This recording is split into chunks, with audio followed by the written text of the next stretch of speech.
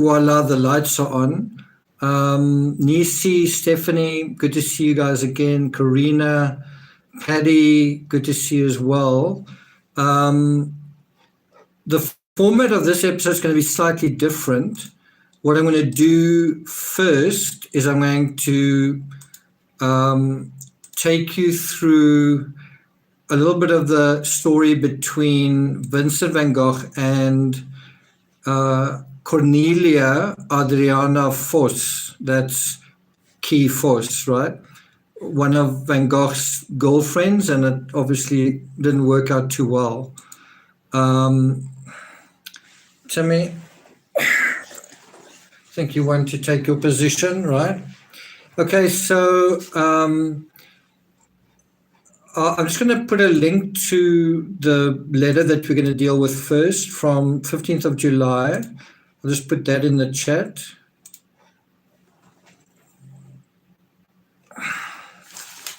So my notes from the previous live are still kind of in the way. I must say I'm kind of glad that the live was interrupted, because I think I think it wasn't going to go particularly well. Like, let me just make sure that I'm. Sorry about this.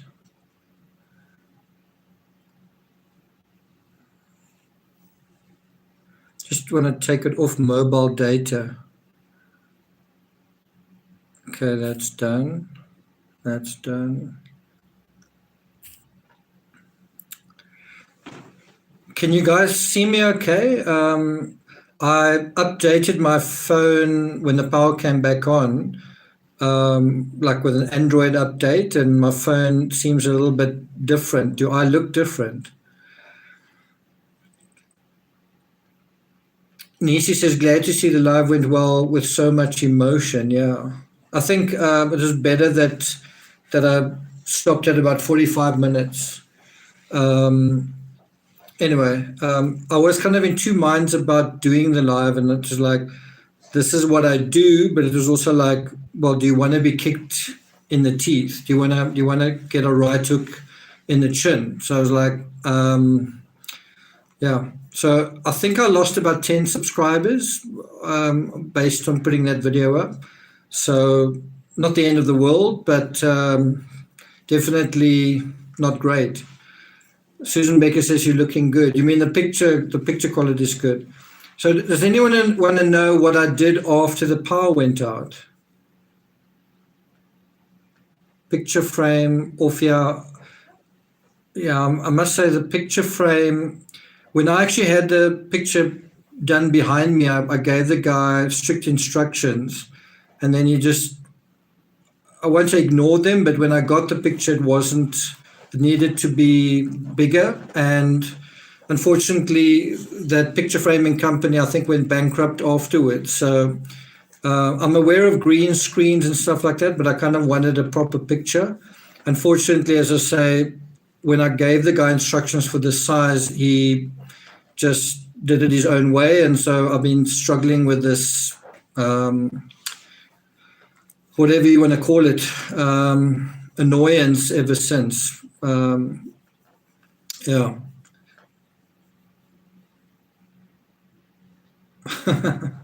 Okay, so, oh, you love that pic, yeah. So, I mean, I don't know, I must find some way to, I mean, the obvious way is just to get a green screen, and you don't have to worry about the picture size. But yeah, I was just really upset when the guy, I kind of explained to him everything really clearly, and he probably got half of what I asked him right. And the company went bankrupt not that long afterwards. So, yeah. So what I did after the power went out, I just turned my phone's torchlight on, and then I quickly assembled my swimming gear, and I just quickly went to the gym, and I managed to get a nice half an hour swim in before the gym closed.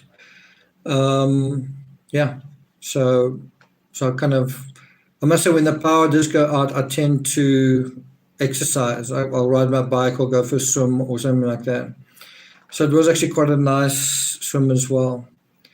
Okay, so how many of you guys know about KEE VOS? Remember we spoke about her in the previous live. Van Gogh kind of, he, it's a family member, it's a cousin. He, I guess, dropped by and he was visiting. And at this point, she's a mother to a fairly young child. I think the child's 4 years old or something right now in our timeline. And she's married. And the thing that I want to kind of emphasize is in law, and those of you who've read my books know that I often say the absence of evidence is also evidence, right? I remember I came up with that, and then I remember sitting in court and someone said, Your Honor, the well-known aphorism, the absence of evidence isn't evidence of absence. It was like a clumsier way of saying what I'd been saying. What I came up with independently of hearing it somewhere else. But anyway, in terms of Van Gogh, you may think that what he's telling his brother and what he's sharing is absolutely everything. He's sort of wearing his heart on his sleeve and he's sharing everything that he's thinking and feeling, but he's not. For example, when he saw KEE VOS, he doesn't say to his brother, wow, I thought she was really beautiful, or wow, I felt this inappropriate surge. He tells his brother a lot, but he doesn't tell him everything.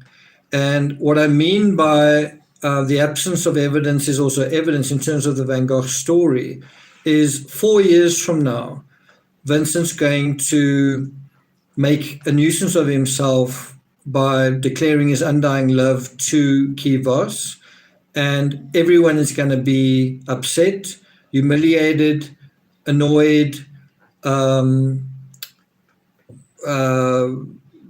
made uncomfortable, including Van Gogh himself.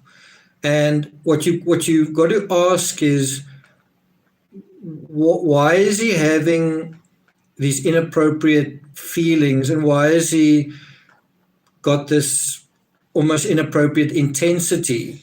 Where is that coming from? And the answer is, it's coming from right now. It's coming from all the things he's doing right now. He's not socializing. He's studying to be a pastor. He's studying.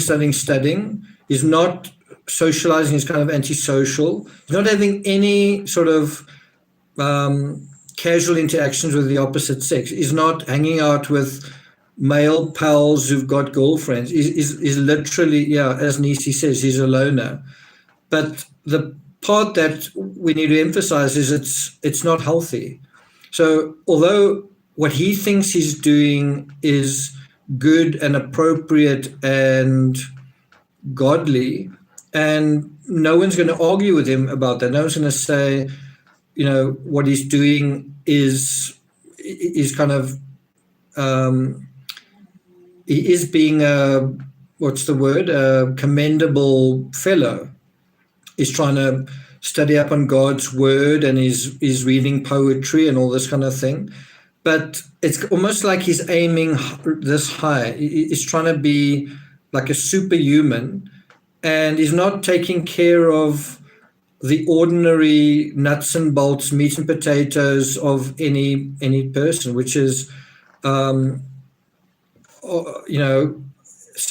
appetites and some, just the normal way that people interact. Is not socializing. And so as a result of that being not part of this fabric, when it does manifest, it manifests in an unhealthy way. So really the part that I kind of want to emphasize, I'm going to take you through the history a little bit. Stephanie, Stephanie's going to have dinner. Okay, well, enjoy your dinner. the important part to bear in mind is while we're going through his letters, a part of you needs to be aware that what he's doing is not healthy for a guy his age. It's eloquent. He's very, what's the word? He has a great relationship with his brother. It's interesting and whatnot, but actually it's not ideal what's happening. It's not ideal. Amy Hall, good to see you. Do you guys get that? So to us, it sort of looks, wow, you've got really interesting thoughts about this and that and that. But the bottom line is he's not doing what a healthy young man should be doing. He doesn't have the right amount of balance. And although it's commendable that he's got such great cultural interests and so on, it's not great that he's just his ordinary, what do you call it? The ordinary checkbox of a young person isn't being checked. Is not really a member of his community. Do you get that? And so I know people want to say that he's schizophrenic or he's bipolar or he's got some other disorder. It's really just that he over-focused, that he's so intense and he was sort of over-focused on certain things. Meanwhile, his life is passing him by. And so I think somebody said to me, why does Van Gogh always fall so intensely in love? Why does he, why doesn't he just fall in love? Why is it so intense? Why is it so awkward for everybody? Because of this period of aloneness. It's like when he does fall in love, he falls desperately in love, but it's because he's not used to it. And it's a horrible example because I really don't want to conflate these totally different people. I mean, I think of Chris Watts as a simpleton, but Chris Watts also didn't have much life experience in that department. And so when he fell in love with Nicole Kessinger, he absolutely lost the plot.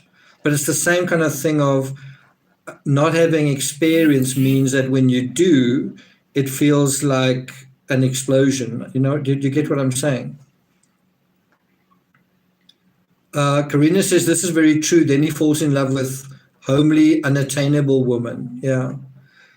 And this whole conversation that we're having about 24-year-old Vincent who becomes a bit of a creepy 28-year-old Vincent, we also need to apply to 37-year-old Vincent when he meets Marguerite Gachet, when he's allowed a certain amount of time alone with her. And bear in mind, as I've always said, prior to meeting Marguerite Gachet, he spent a year in an asylum. There's very unpleasant, cold, impersonal surroundings. And then suddenly he's given access to like a somewhat functional household with the young people, and there's a young woman, and he does what comes naturally. He is inappropriate, right? That's a theory, put it that way. Okay, so I'm going to just, before we start with the letter, I'm going to take you through a little bit of the history of Van Gogh and KEE VOS, because one thing for me to say it to you, it's another to actually know what Van Gogh says. So in a way, we're going to jump a bit forward in time, and we're going to this particular blog. Oh, I can't actually share it with you. Unfortunately, I can't share the link because the chat only allows 200 characters and the link is like 222. But anyway, it's from a blog from the Van Gogh Gallery, and it deals with Vincent van Gogh and KEE VOS, right? So I'm reading from this, and it quotes some of Van Gogh's letters from November 1881 in the midst of his love affair. So as I said, we're jumping forward 4 years in time, but the reason I want to do it is to show you just how dysfunctional and creepy and awkward and horrible basically this whole thing was. And of course, at this time now, he's just met her for the first time, and all of that awkwardness is sort of a slow motion train crash in the making, right? So if you didn't know, KEE VOS was Vincent van Gogh's cousin. She was the daughter of Van Gogh's mother's older sister and a dude called Johannes Stricker. And these people, Van Gogh's mother's sister and Johannes Stricker, were an aunt and uncle who'd shown kindness to Van Gogh. So in the middle of showing kindness to him, he is kind of introduced to their daughter, and that's how things start going awry. So when he was living with his family in Etten, right, so this didn't happen so much now, but it was beginning, he fell in love with KEE, who had recently become widowed. So basically what happened was KEE's husband died, and Van Gogh then, I don't know whether his imagination ran riot, but this is 1881, November 1881, so 4 years from now. So her husband died. She now had an 8-year-old son, and Van Gogh just suddenly lost the plot and just fell head over heels in love with her. So it's a single mother, a widow, a relative, and he tells her that is sorry about whatever she feels, but the fact is he loves her, and that's never ever going to change. And she doesn't return his affections, and he's not going to be dissuaded. No matter what, he's going to love her for the rest of his life, and she must just deal with that. It's just reality. And so he's quite persistent, and it eventually leads her to saying to him, never. In other words, is there any way? Do I have a chance with you? And she kind of says, absolutely unambiguously, never, no, never. Those exact words.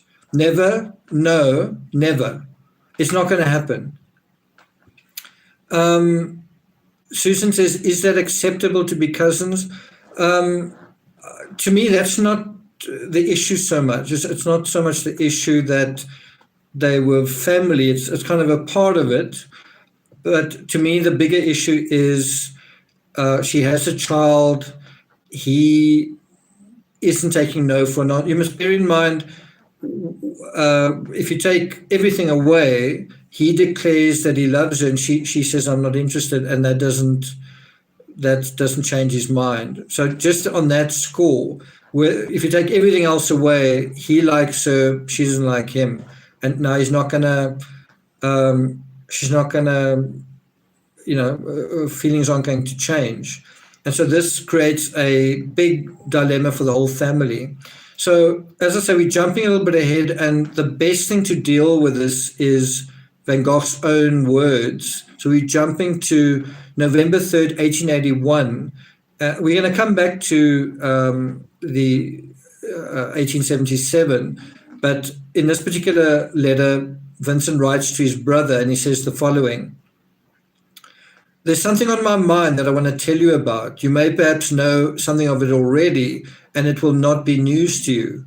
I wanted to let you know that I fell so much in love with KEE VOS this summer, so the summer of 1881, that I can find no other words for it than, and then in inverted commas, it is just as if KEE VOS were the closest person to me, and I the closest person to KEE VOS. And those words I spoke to her. So he's saying, I told her that. I said, you're the closest person to me, and I'm the closest person to you, right? But when I told her this, she replied that her past and her future remained as one to her, so that she could never return my feelings. And I think what that means is, what he's saying is, in her past, she was married to this guy, and so in her future, she's sort of still married, even though he's died. Does that make sense? So she's saying, although my husband's died, I'm kind of still married. I'm not available. I'm not, then he goes on to say, then I was in a tremendous dilemma about what to do. Should I resign myself to that never, no, never? And he's quoting there. She's saying to his brother, she told me never, no, never. Or consider the matter not yet settled and done with, keep in good heart and not give up. So he's saying to his brother, I told her that I feel really close to her. She told me never. What do you think I should do? Do you think I should never give up? Then he says, I chose the latter, meaning I chose not to give up. And to this day, I do not regret this approach, although I'm still up against that never, no, never, right? So can you see the level of desperation and intensity and sort of the sort of hopeless love that is going on, right? The other thing is he makes his feelings known to his parents. He tells his parents about his feelings, as well as what she says. In other words, she's not interested. And then he's quite upset and surprised by their response. I don't know whether he thought that his parents would support him, that his parents would go to her, knock on her door and say, won't you please give our son a chance? He's got a lot of potential, And so he starts kind of almost putting pressure on family members to put pressure on her, but it backfires.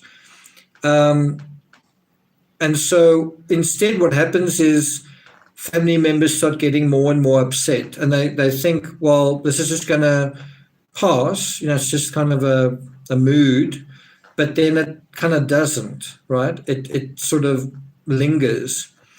And so the bottom line is Van Gogh is susceptible to being, in the words of this blog, love struck.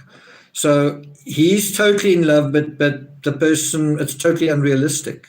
Why is it totally unrealistic? Because he's got his nose in books and letters and art and not reality. He's not going out into the world and meeting people and having appropriate sort of experiences, right?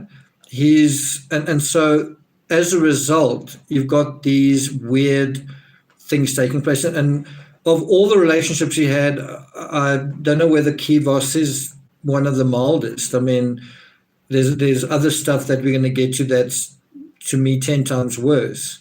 This is basically just unrequited love, but the others where it's kind of a lot worse than this. So this is what he writes to his parents about VOS. He says, one of the reasons why I have not written to you about all this before is that my position was so uncertain and unsettled that I was unable to explain it to you.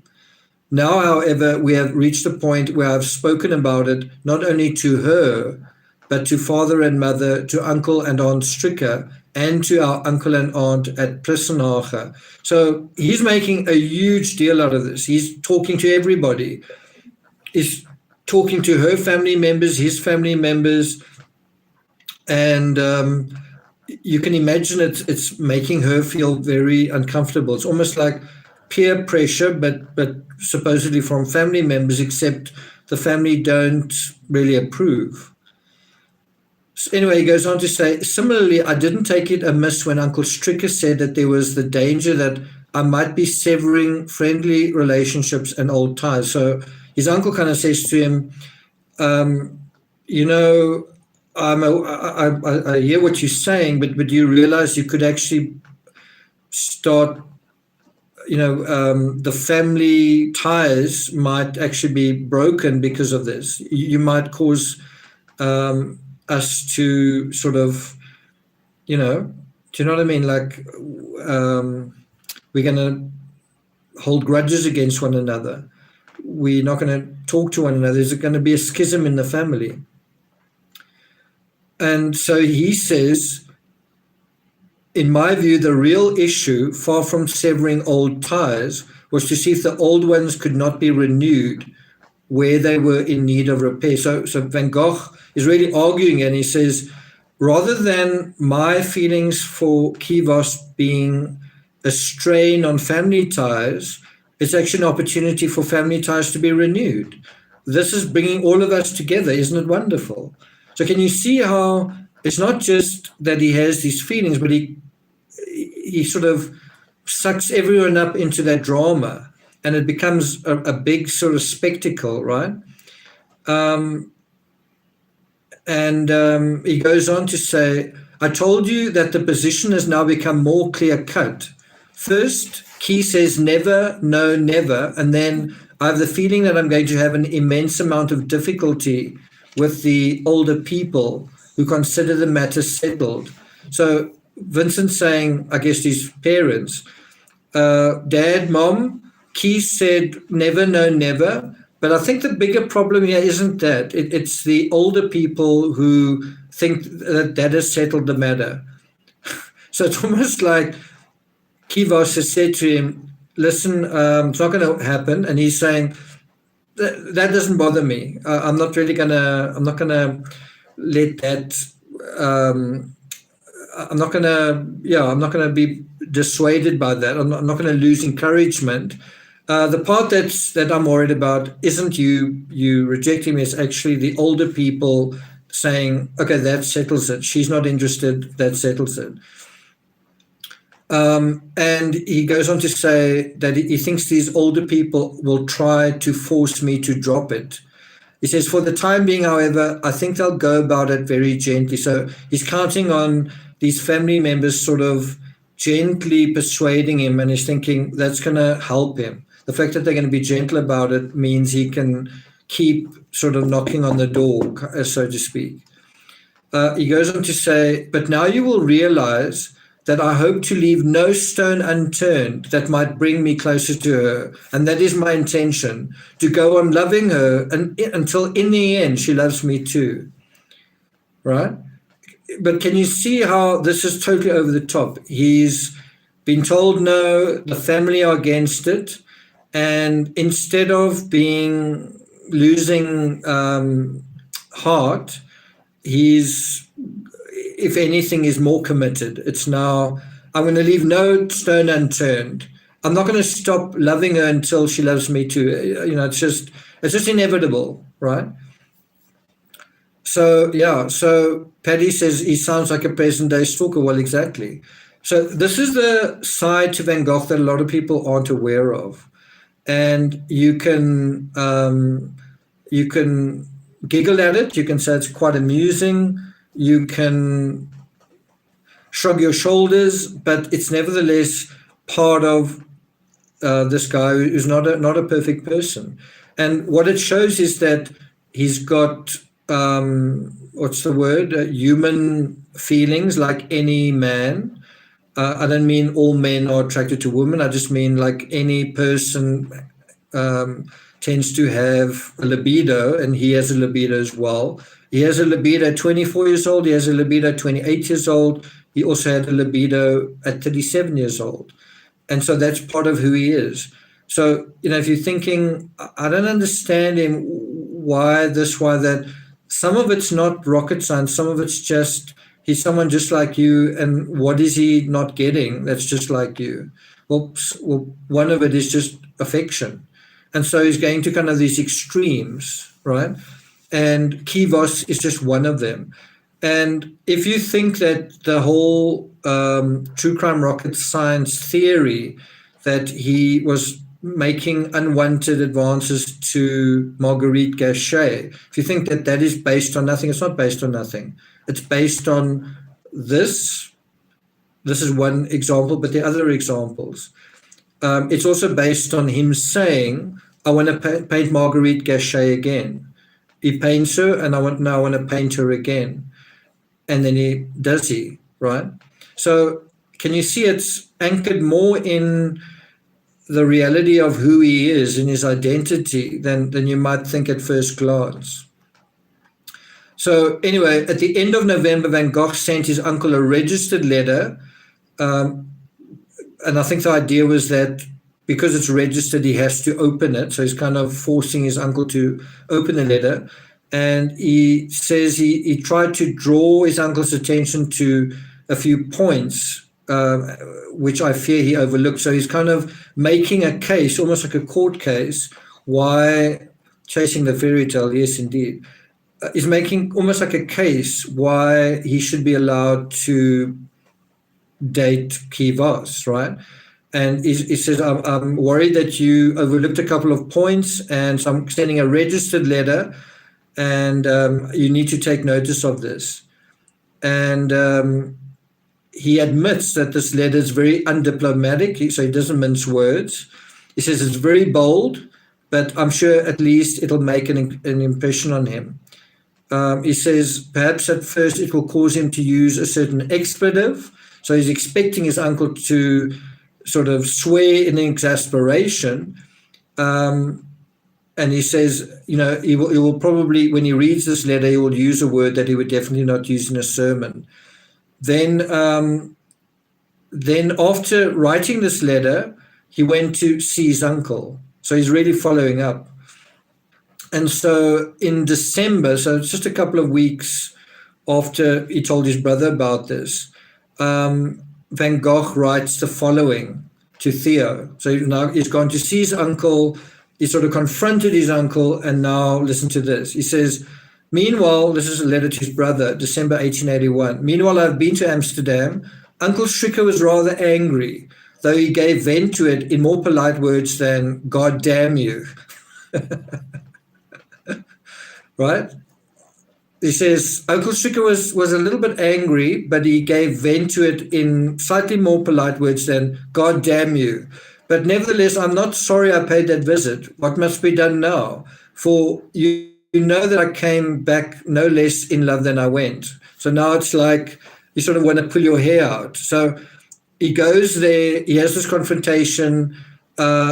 His uncle kind of swears at him, and he says he comes back no less in love, right? Can you sort of sense that feeling of no, right? He's like, this is like the definition of being love struck, right?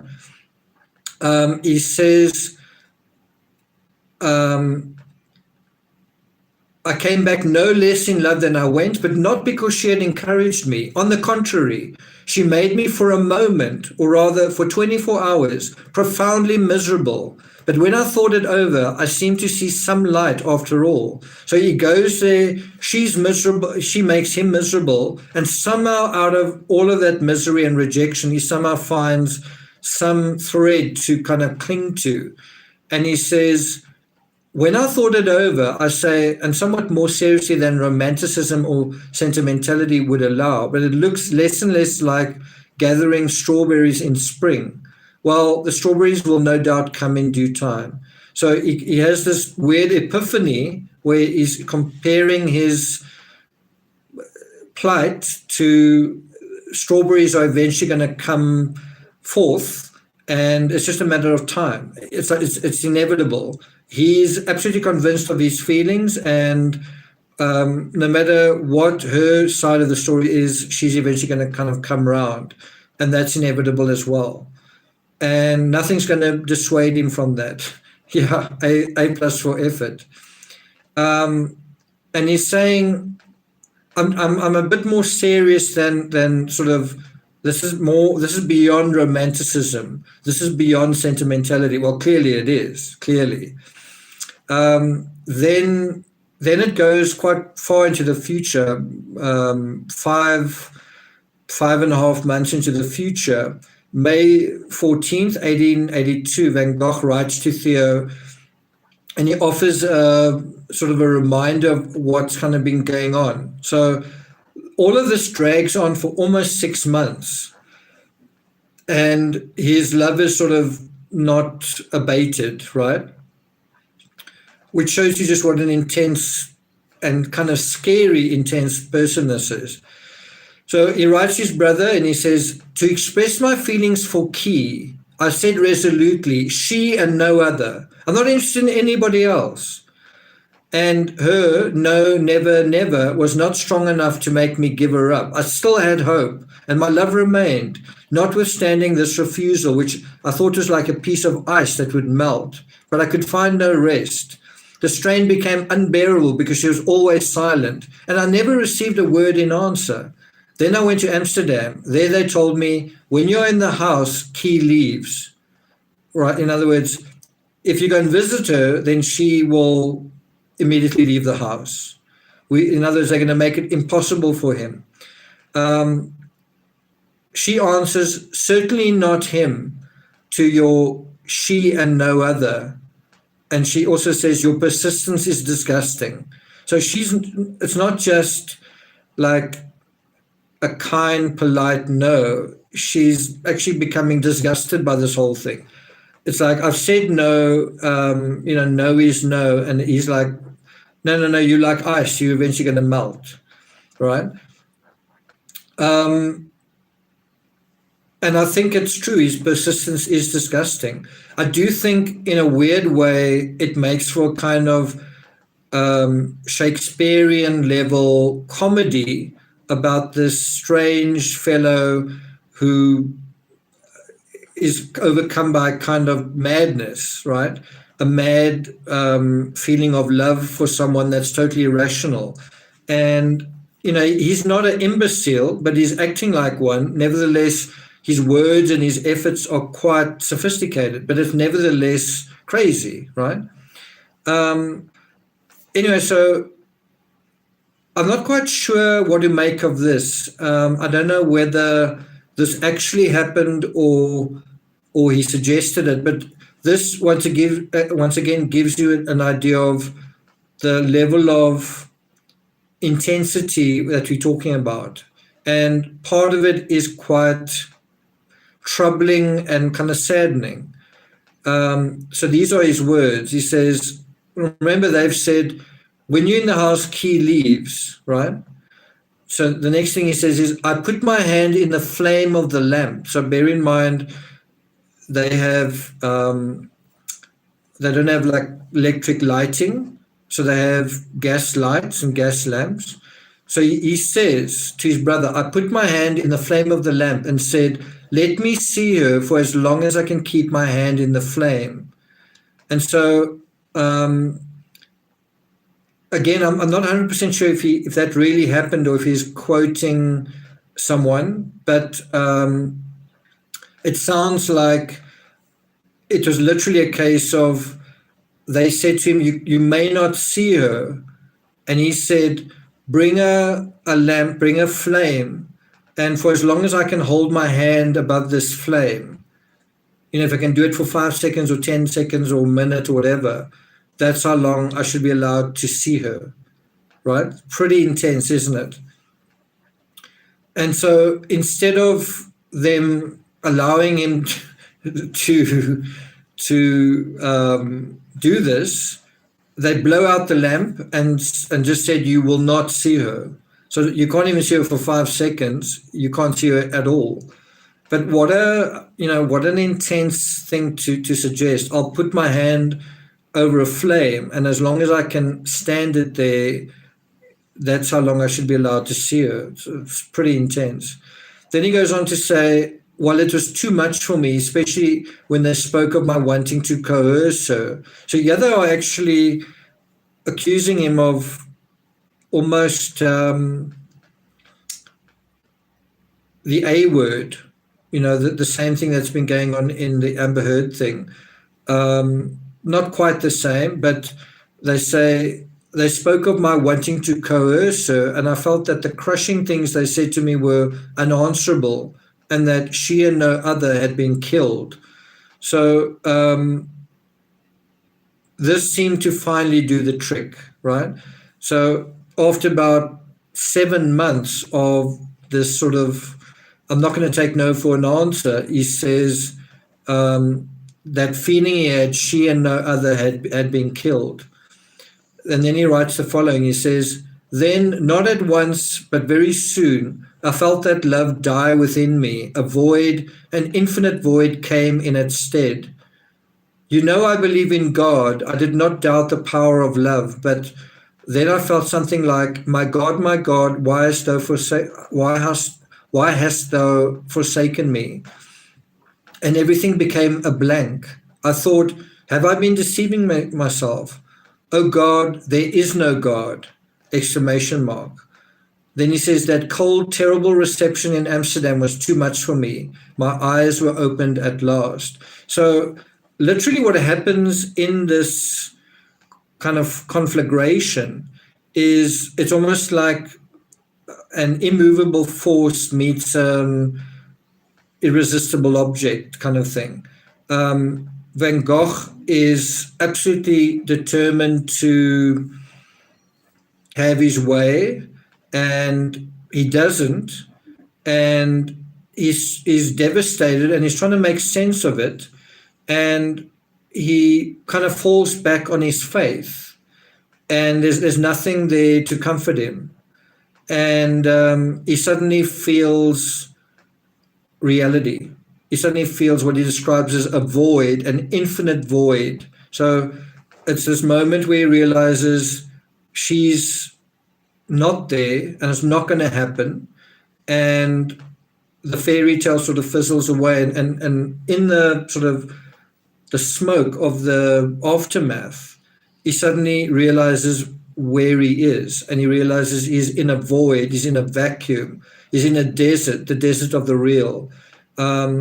He says it's this infinite void, this infinite lonely place. He suddenly realizes how absolutely the nightmare that he's actually in. And not only that, he it seems like he basically decides to, well, he doesn't seem to believe in God after that point, because I think part of him had this unshakable faith, and part of the unshakable faith was, well, this person that I love, that's destiny, right? That's I don't know, God's plan or something. And he may have prayed about it, and he may have read the Bible about it, only to find that no matter how much he prayed and did what he thought would work and was whatever, I don't want to say biblical, but what he thought was biblical, no matter what he did, he ended up failing. And then at the end of it, he was like, okay, God, where are you? And he said, his words are, I believe in God. He's writing to his brother. You know that I believe in God, and I don't doubt the power of love. But he says, then I felt something like, my God, why hast thou forsaken me? And he said, everything became a blank. Like there was no answer to that. He says he felt this thing and there was like no answer. He said it was just blank. There's nothing there. Right? Now, before we continue I think we're going to continue with the letters, and then I'm going to share something with you. I've got to tell you, until I read this, I had no idea that he'd used these words. It's not like I've known this for 5 or 10 years. Like when I researched this, I was like, wow, that's a shock. And I'm going to share something with you out of my personal life after we've gone through a couple of letters that touches on the same thing. And it might give you a different perspective on Van Gogh. It might also give you a different perspective on me. But hopefully it's food for thought, right? Let's look at a couple of your comments.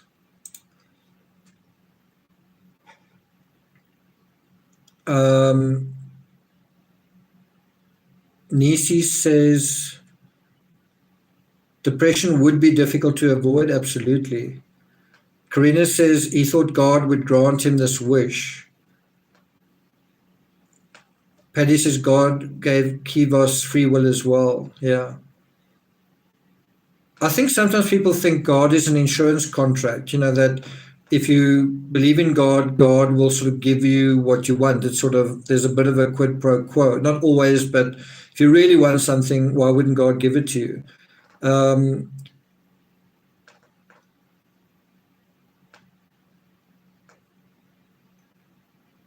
So this is a moment. But the other thing that I think is important to stress is how he goes from absolute commitment to devastation, right?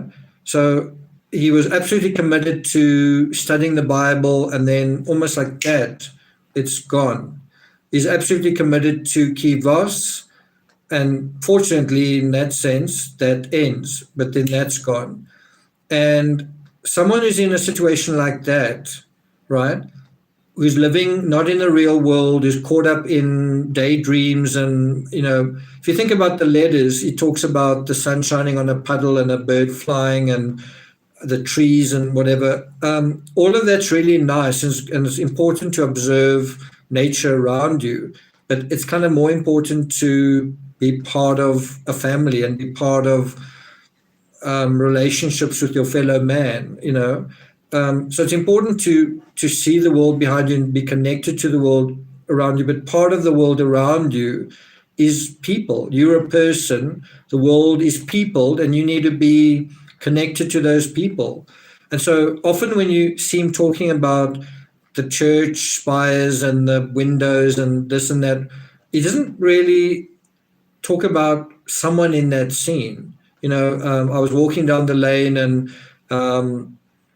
Mrs. whatever was walking her dog, and I said hello, and the dog wagged its tail, and it had this big smile on its face, and she winked at me, and she walked on, and I saw smoke curling out of a chimney. It's sort of unpeopled. There aren't people in these scenes, and that's kind of the problem, right? Susan Becker says depression washes other interests away.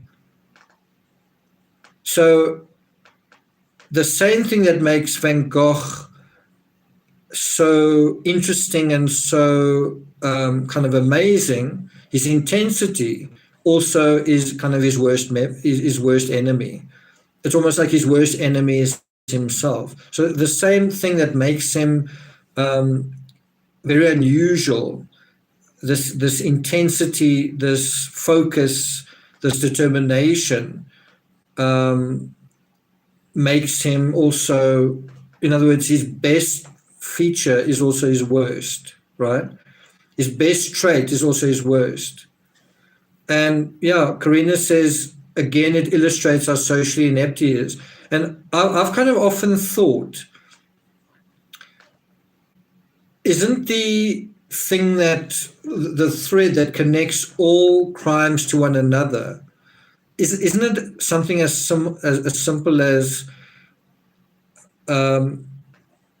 basically being socially inept, basically being, I don't want to say antisocial, but being socially not properly adjusted. And so because you're socially not adjusted, the pain of certain things affects you far more than it would affect someone who is well adjusted.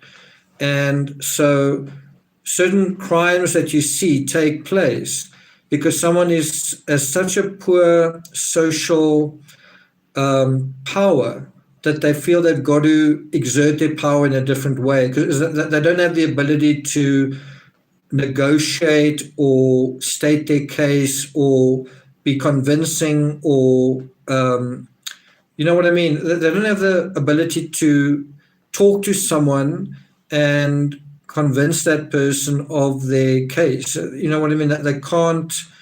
Do you get what I'm saying? In other words, they can't, by sheer force of their personality, they can't affect people around them. And so they realize that they feel powerless, and that powerlessness manifests in a grab for power, but in a way that's cheating. You grab a gun or you do whatever.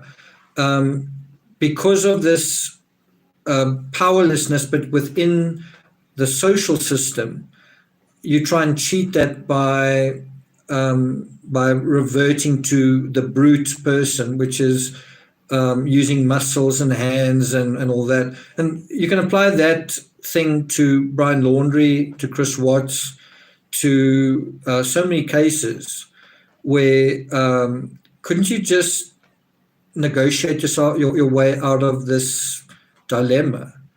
Couldn't you just deal with it the way people deal with it? I mean, we're just maybe seeing it in this the murder of Mo Wilson? Couldn't they have had a proper conversation, right? And so the reason that they can't is because of poor social skills, right? Yeah, the powerlessness manifests itself in frustration and violence. And that same thing also applies to mass shooters. I'm a young man, I'm frustrated, I want this, but I can't get it. I need to be a man, but I don't know how to do that. And so how do I do it? Well, I can't do it by sheer force of my personality. I'm not charming, I'm not socially, I don't have social status, so I've got to buck the system, right? So I just thought it's important to stress all of that, to say these letters that seem so sweet and seem so nice and seem so innocent, there's a dark side to it.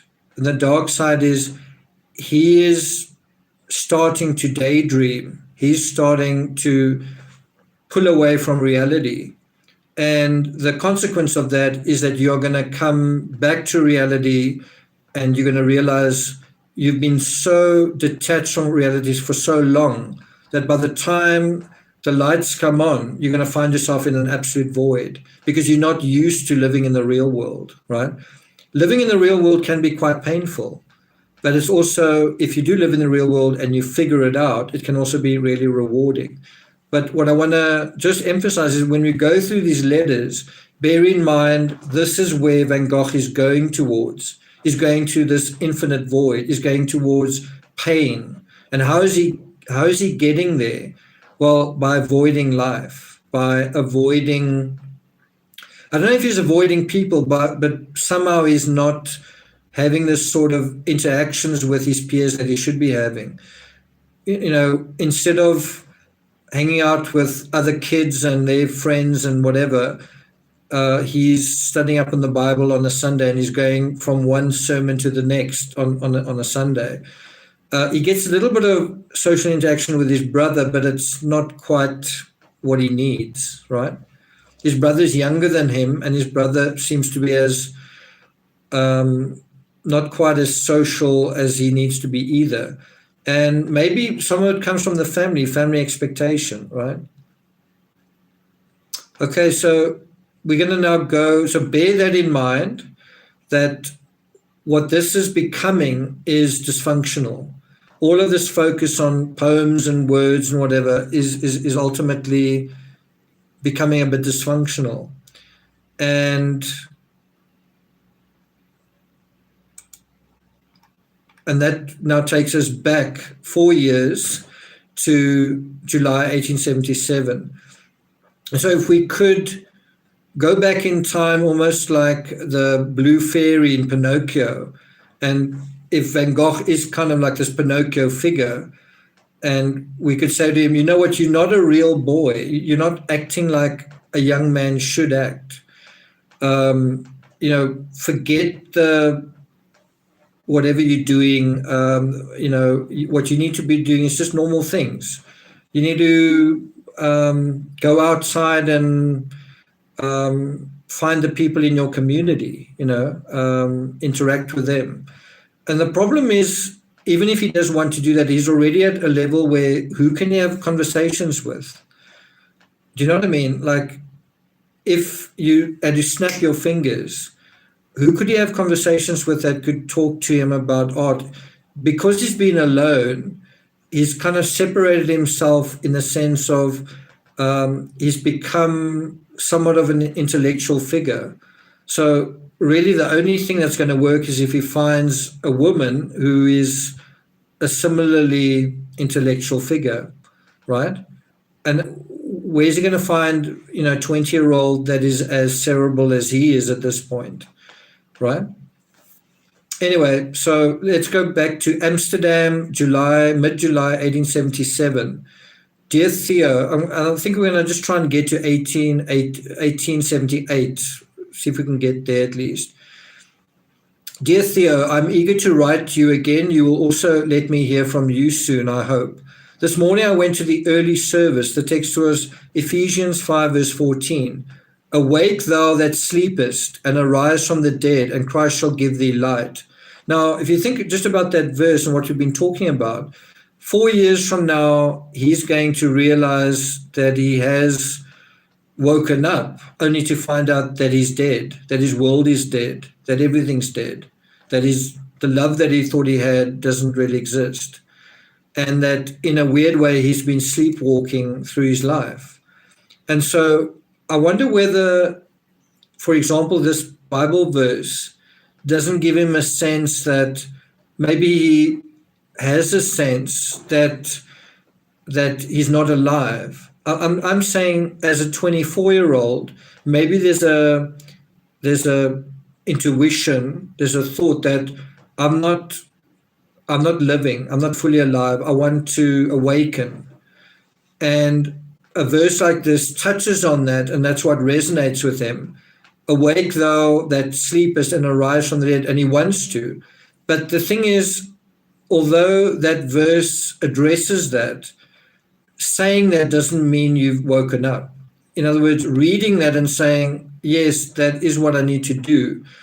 Well, that's not waking you up. Like reading about waking up isn't waking up. But it can give you a sense that you are, even if you're not. In other words, reading about waking up and reading about all this is a way to not do that, if that makes sense, right? Are you following what I'm saying? Anyway, he says, it was raining as I left the house and also when the service was over, but during the sermon, the sun was shining brightly through the windows. Father had an early morning service today at Eton, and after that he had to go to Zunder. Later on, I heard Uncle Stricker in the Oderzates chapel on the text, beware of the leaven of the Pharisees. So he's having these interactions with family members, which is bringing him into contact with KEE VOS, and something is definitely stirring. He says, he talks about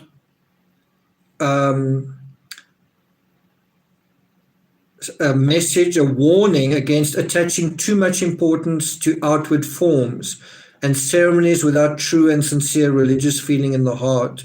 And on the other hand, life without belief in anything more than material things. And then he says, there are very few people in church except the boys and girls from the orphanage in their red and black clothes. They filled a great part of the little old church.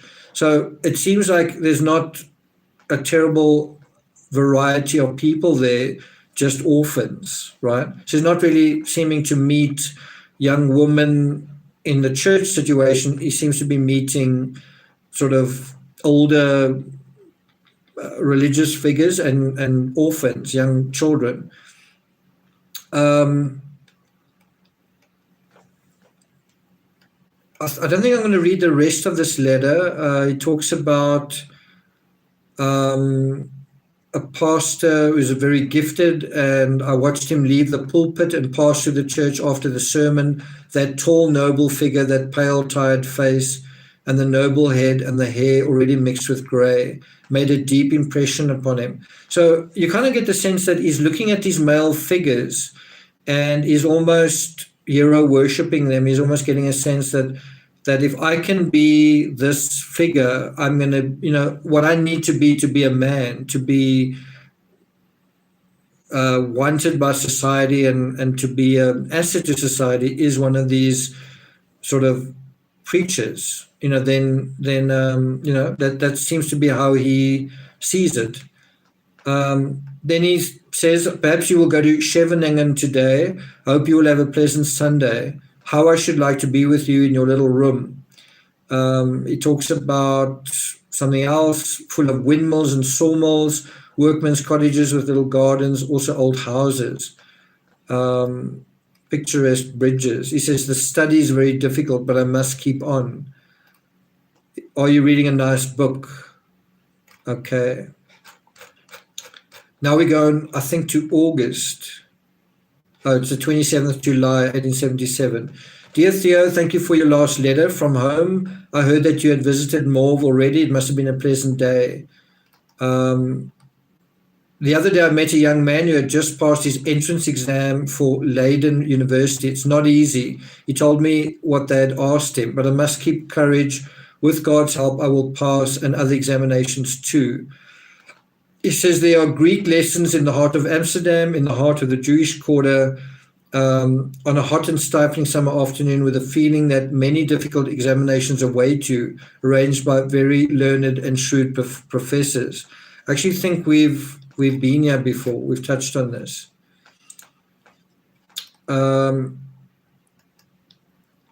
August 1877.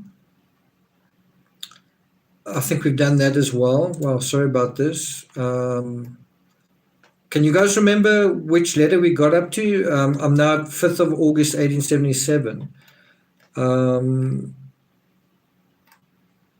It's talking about Uncle Stricker. So every time he does that, you know KEE VOS is kind of in the area. He says, yeah, I do not regret in any way not always having money in my pocket. I do have a craving for thousands of things that if I had money, I would spend it, perhaps on books. So yeah, he talks about having a craving for thousands of things. Let's just go a bit further. I think it's somewhere here. 18th of August. I think it's somewhere around here.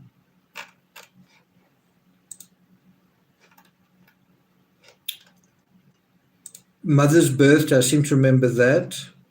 September.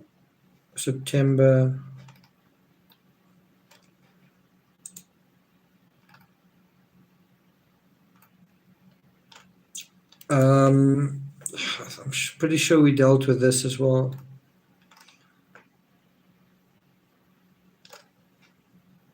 Can you guys remember where we got to? I'm now looking at October 1877.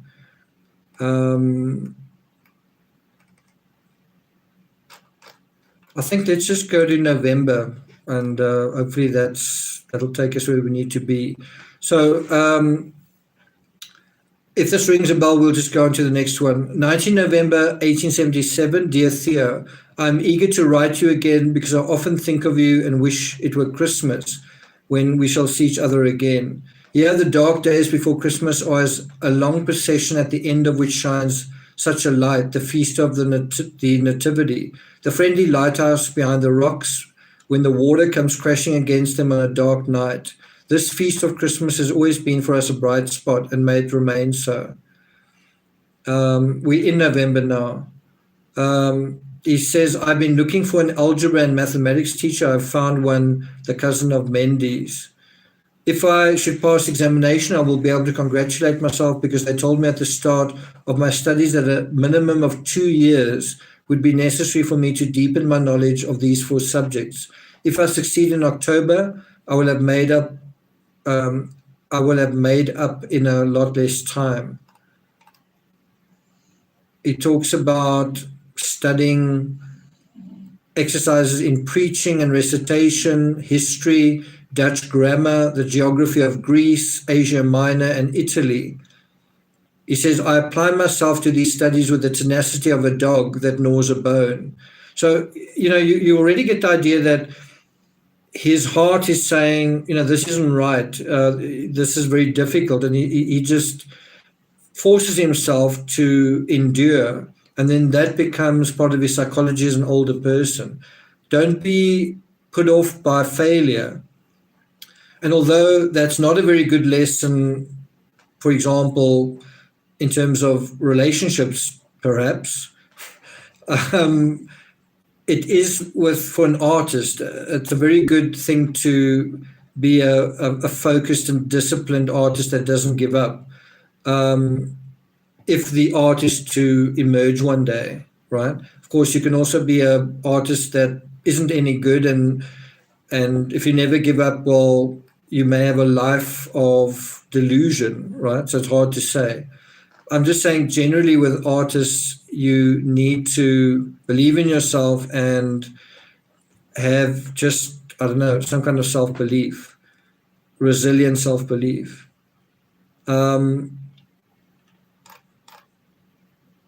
He says, I was at Uncle Cor's on Aunt's birthday last Friday. They played cards that evening.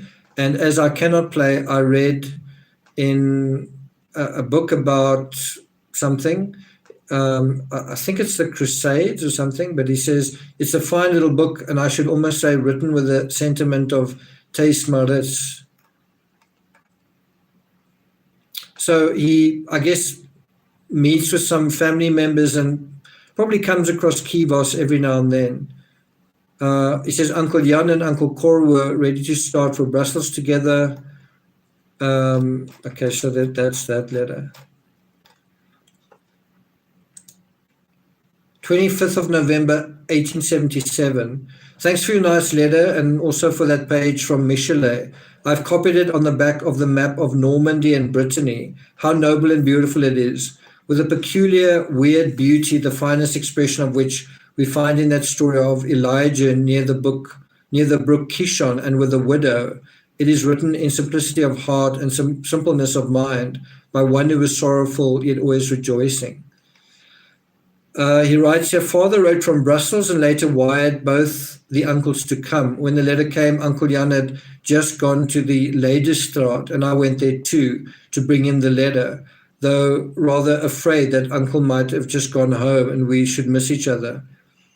On the Dam, that's a town square, I found Uncle standing under the light of a street lamp waiting for a bus. We then entered the Parcels Express office of Ghent and Lewis there on the Dam and read the letter. Next day, they both left for Brussels.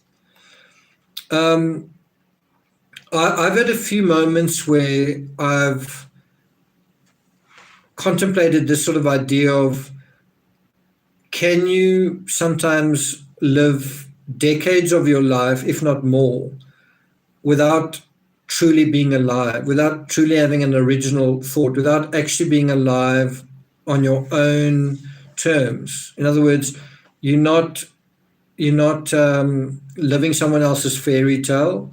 You're not part of some institutionalized system or way of thinking. In other words, there's a moment that is yours where you are fully alive based on who you are. You're fully actualized. It's like self-actualized. And you're in the moment and it's yours. And that is your life. And or how much of your life is given to ruminations and what other people are thinking and other people are doing, and you're somehow caught up in the substance of which that amounts just to a dream, right? In other words, you are somehow caught up in a way that takes you out of reality, and your life is literally just not real, right? And you sort of wonder how much of your life is like that. Ultimately, how much of it has been like that and how much will be like that. If you're lying on a bed and you are facing death, what moments can you look back on where you said, that was a moment where I saw the truth, or where I knew the truth, or where I touched the face of God in a sense, or where I really knew things to be a certain way, Is there something like that? Then he talks about, I saw Uncle Jan standing on the Dam that evening. His figure reminds me of Landseer's The Highlander. Uncle Cord told me about the walk he took with Uncle Jan if you think about these letters, there are almost no women in them. He's surrounded by uncles, and there's sort of don't seem to be any male figures. There's a little bit of reference to sisters here and there. And art, of course. And the art is all kind of landscapes. Anyway, going down the steady, he says, the view of the yard in the morning is intriguing now that the sun rises so late in the dark days before Christmas, and the workmen do not arrive until 7 o'clock. It is stormy outside, and we have quite enough wind and rain these days. In studying the history of ancient Rome, I read that if a crow or an eagle landed on the head of anyone, it was a sign that heaven approved of them and blessed them. It is good to know this history. I'm happy because it has given me a chance to understand what happened during this time. So he's like getting a big thrill out of the fact that he knows that if a crow or an eagle lands on someone's head, it means his heaven approves of them. Anyway, he goes on to say, Uncle Cora has offered me A Child's History of England by Dickens. I don't remember if I've written you that this book is fine gold. So he's really enjoying Dickens. And he says, and that I have read notably the description of the Battle of Hastings. I know that when one attentively reads books of this genre, for example, Motley, Dickens and Grusson's Les Crusades, they convey to us simplified but precise idea of history in general. Something I've been meaning to share with you guys is the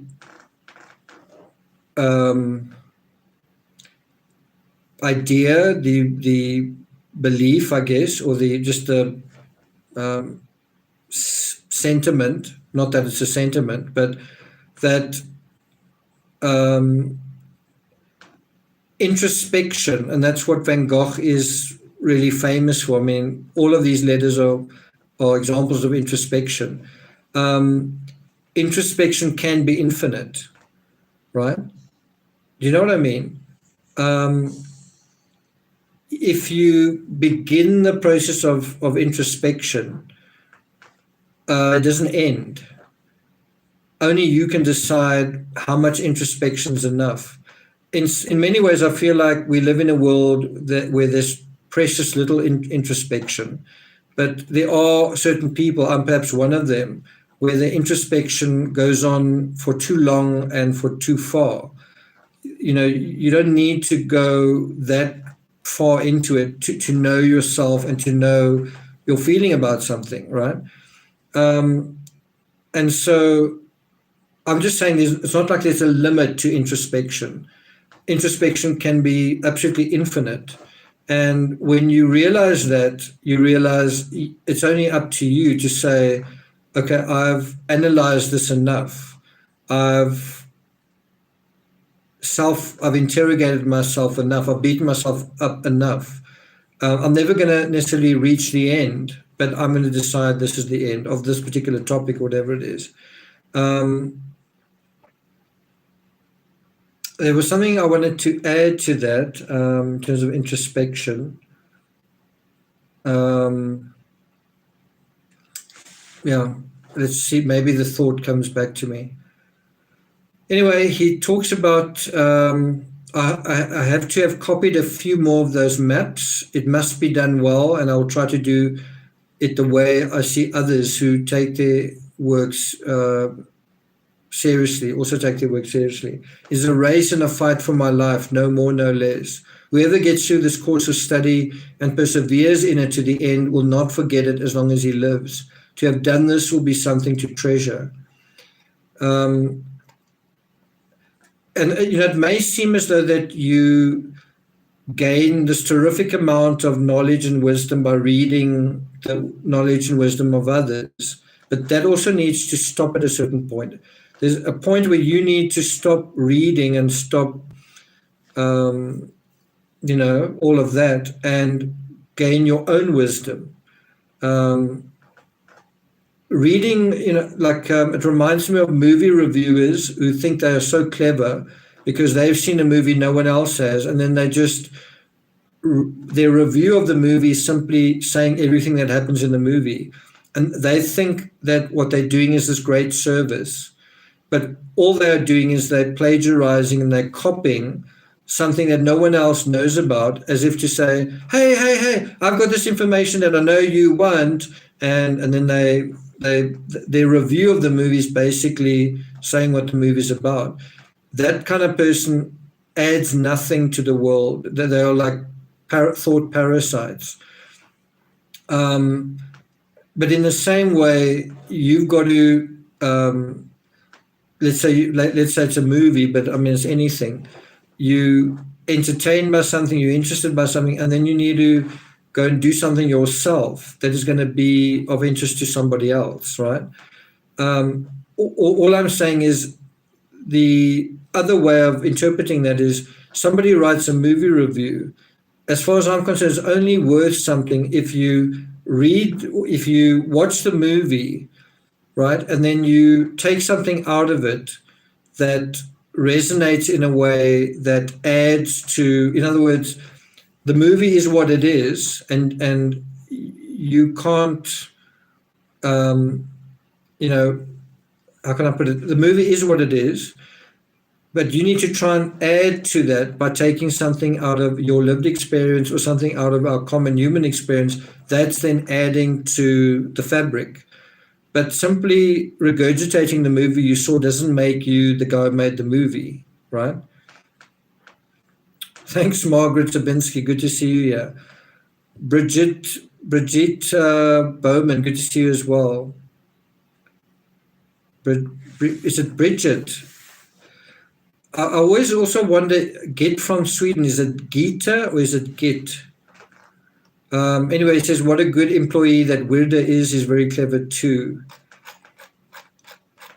And now we go on to Amsterdam, 4th of December. Dear Theo, I've just returned from a visit to the Reverend Mr. Jeremy May. So that's kind of who he's hanging out with, pastors. He says, I found him at home this time, but he had to go to the church warden's committee, so I only saw him for a moment. I also saw his wife and the two youngest children. He says, now that I myself am in for examinations, I sympathize with others who've had to take them.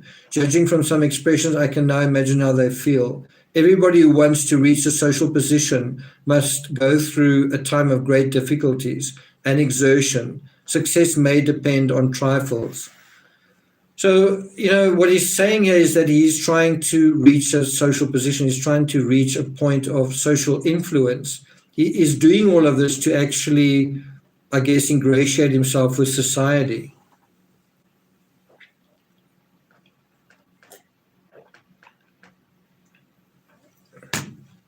He says, if one says or writes a word amiss at an examination, it may cause failure, but it is better to think of those who succeed and overcome the obstacles than of those who fail. Of course, you know that Uncle Hein has died. We must thank God that the end was comparatively calm and that he is at rest at last. I've walked a great deal this week. There's no harm in knowing the city well. I'm skipping a little bit. It's quite a lot here. He says, I should like so much to be with you in Haarlem. Anyway, write when and for how long you get leave. Oh boy, I long so much for Christmas and for home and for you. So here's a 24-year-old guy who's just can't wait for whatever he's going through to be over so that he can go and have Christmas. You get the idea that he's really not happy, he's really not enjoying what he's doing. And in that sense, he's really like pining for Christmas. Today I wrote to Harry Gladwell and also sent your regards. I hope that he will go home for Christmas. Today I sent you for your St. Nicholas, I guess that means Christmas, 2 maps from Stila, the British Isles, and Normandy and Brittany. So he gives his brother, as a Christmas present, maps of Britain and parts of France. He says, put them up in your room for a while, promise that you will. I copied them both carefully, as you know, that of England even twice. So Van Gogh, I think he drew these maps. That's also an aspect to what he's doing in his solitary confinement. He's, the beginning of sketches is starting to take place. He says, along with the maps, you will receive Grusson's, I think it's History of the Crusades. I gave the same little book to Mendes, who was glad to have it. Wow, this is such a long letter. He says, twilight is falling and the view of the yard from my window is simply wonderful with that little avenue of poplars. Their slender forms and thin branches stand out so delicately against the grey evening sky. And then the old arsenal building of the water. It does make you think that when it doesn't have to be a man, I suppose it could also be a woman, but in this case, you have a man who is known for his art, right? And there's not really a single strong female presence in his story. And I suppose you could make the case that the art either supplants or replaces or becomes the thing that he marries himself to. The art becomes, in a sense, his bride. The art becomes the colorful tapestry that he weds himself to, that he invests himself in. And that although he doesn't have a human spouse, he manufactures this incredible archive of art that is a kind of creative companion for him. And the more beyond a certain point, the more he invests in it, the more he feels at home in it, with it. Does that make sense? And I do think if he had found love and he'd found a wife, he probably wouldn't have become an artist. He would have, the one would have been at the expense possibly of the other. He says further down is the little garden and the fence around it with the rose bushes, and everywhere in the yard the black figures of the workmen, and also the little dog. Just now Uncle Jan with his long grey hair is probably making his rounds. In the distance the mast of the ship in the dock can be seen. In the front the attier, quite black, and the grey and red monitors, and just now and here and there the lamps are being lit. At this moment the bell is ringing and the whole stream of workmen is pouring toward the gate. At the same time, the lamplight is coming to light the lamp in the yard behind the house. So you can just imagine this 24-year-old guy writing this letter, and I haven't even read all of it because it really goes on. And he's writing about something that he's seeing around him. He's recording, is constantly recording these scenes. And each time he records a scene, he's disconnected from the scene that follows that scene. And I think what he's doing is it's an effort to control, in a way, the anxiety, the loneliness. So in other words, taking a fragment of his experience that was perhaps beautiful, it's almost like taking a photo of it. And in that sense, he has a sense of control over his environment. But the fact is it's a fragment. It's just a little postcard from his day. It's not real control. He says, couldn't we go together to Dordrecht Friday or Saturday before Christmas? One must take as much advantage as one can of the journeys and trips one makes. So he's hoping to see his brother again. Another long letter from 4th of December. I'm only going to go up until 1878, so maybe just 2 or 3 more letters. Thanks, Margaret. 2 more letters. And then we into January. Okay, so 9 December 1877 from Amsterdam. I feel I must write you without further delay, especially because I have to thank you for 3 things. In the first place, for your nice 4-page letter. It was the greatest treat for me, for it does one good to feel that one still has a brother living and walking on this earth. Now, you can really get a sense of how lonely he is, that the thing that makes his day is a nice 4-page letter from his brother. And he says, it does one good to feel that one still has a brother living and walking on this earth. He says, when one has many things to think of and to do, one sometimes gets the feeling, where am I? What am I doing? Where am I going? And one's brain reels. Now, if you think about it, all those thoughts that he's talking about are actually very healthy. They are almost like, it's like very important thoughts that are almost like red flags saying, where are you? What are you doing? Where are you going? Are you sure you want to be doing this? Right? So these things that are going on in his mind, it's actually healthy. Karina says, I'm so pleased to be part of the circle. Thank you all, and Nick. Thanks, Karina. Well, Karina, you've been a member for 5 months. That's quite a while. Good show. I've always said that depression is it's a very important part of you asking yourself something and saying, please don't do this to me. Depression is a very important message that you're not listening to. And so the key to unlocking depression, the key to the way through depression is to listen to this thing where it's like, please stop doing this to me. I can't live like this. I'm not this person, or whatever it is. So in other words, depression is actually a message you're giving to yourself that you're either ignoring or you're unable to hear or figure out what that message is.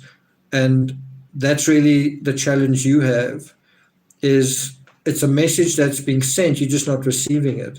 And all you've got to do is really receive the message and go, okay, I'm gonna live differently, I'm gonna think differently, I'm gonna do something differently. And often with depression, people insist on doing what they've been doing, whether it's a job they don't want to leave, or a partner that they don't want to leave, or a self-defeating psychology that they refuse to abandon, perfectionism or whatever it is. They don't want to change that, or they don't know how to change that, and then you're going to take medication to treat the symptoms. But if you don't change the source, it's not going to go away. So anyway, I don't think he's got depression, but he's got these questions. Where am I? What am I doing? Where am I going? And that uncertainty, imagine if it addressed that then, you could kind of argue that he may have wasted the next 4 years, in a sense. If he'd socialized more, well, probably 2 or 3 years from then, he may have met someone that would have been appropriate. But, if you had to try and answer those questions, where are you? Well, you are in Amsterdam, but you kind of lost in your zeal, right? That's where he is. I mean, he is where he is geographically, but where he is in a lived sense is lost in his zeal. He doesn't have his feet on the ground. His hands are not holding onto another person's hand. What are you doing? Should you be doing this? Should you be reading and writing and studying, and in the cerebral space, shouldn't you be doing something else with someone else? Where am I going? Well, that is the big question Van Gogh could have been asking his whole life, because where did he go? Ultimately, what he did was of benefit to posterity. It wasn't of benefit to him very much. Then he says, but then a well-known voice such as yours, or rather a well-known handwriting, makes one feel firm ground under one's feet again.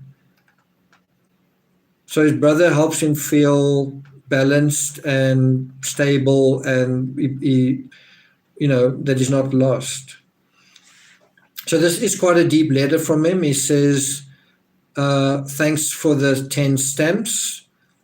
He says, I still have something to tell you about St. Nicholas. I received a very good letter from Eton, and enclosed was some money for a pair of gloves. So I don't know whether that letter was from the Stricklers, but I think they lived in Eton. He says, I still have a pair. I bought something else with it, another map by Steele of Scotland alone. He talks about one must build the house on a rock And then he talks about Scotland, Normandy, and Brittany being rather rocky. He says, when I compare my studies to the building of a house with these months as the foundation of it, then these rocks are the base. Okay, I'm not going to go into this, but yeah, he does talk about Uncle Stricker. He talks about Uncle Stricker gave me a box of cigars. Do you know what I did with them? The Roosters have always been so kind to me, and I was wondering if I couldn't find something to send them when that box of cigars helped me out with a difficulty. And in the evening, Uncle Jan had put my almond paste initial on the table. I stepped in for a moment at VOS's, where Uncle and Aunt Stricker were spending the evening. I could not stay, however, as I had a lesson from Texera from 8 to 10. So that may have involved another encounter with KEE VOS, or certainly they may have mentioned her. He says it's a good idea of yours to write those names on the map of Brittany, blah, blah, blah, blah. Well, this is another long letter. It was delightful weather today, and it was so beautiful between the hawthorn hedges around the little church when the twilight began to fall.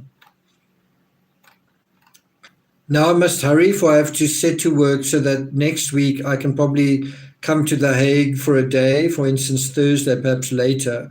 I must see how I can arrange my work from The Hague. From The Hague, I hope to go to Dordrecht. If you could leave on Saturday night, we could meet at the Dordrecht station, and I should spend only 2 nights at Roosters, once at The Hague, and I should like to stay somewhat longer there and visit some people. It is a pity that Mauve is going to move to the country. I hope that we can go there together once more, like that evening last spring. It was so pleasant. At best, man is a thief by nature, but under the guidance and blessing of God, he may rise above it. Thus the day came for Paul when he could say with boldness and confidence to Herod, I would to God, and not only thou, but also all that hear me this day, was such as I am, except these bonds.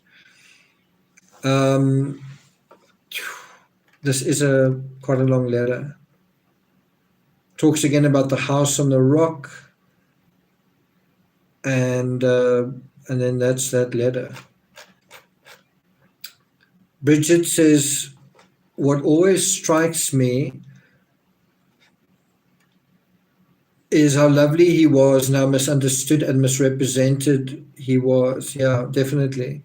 That's what I feel is almost worse. Like, he had the life that he had, and to me, I see it happening over and over and over again, is we are so bad at just knowing what happened, like a simple thing like that. And it's not because we don't have enough information. It's because we have poor attention skills, or we're biased, or we've made up our minds, or there's some mainstream position on it that forms everyone else's opinion, and through studying true crime and true crime cases, it's just so, what I've found is quite rare in this world is someone that can actually think for themselves, because it's not easy.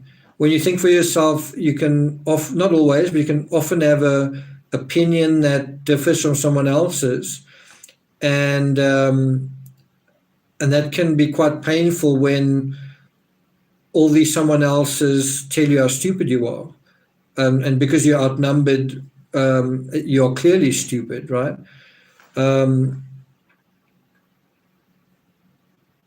Bridget also says, at least he gets those days in Orvez. I agree, he probably wouldn't have become an artist if he married, though he always would have been restless.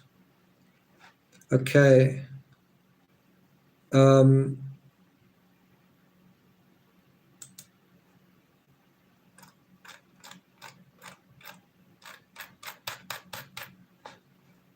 I think we're now on to the very last letter. 30th of December, 1877. The very last letter of this live stream and also of this year, 1877. Dear Theo, with all my heart, I wish you a happy new year. May it be a blessed year for you in many ways.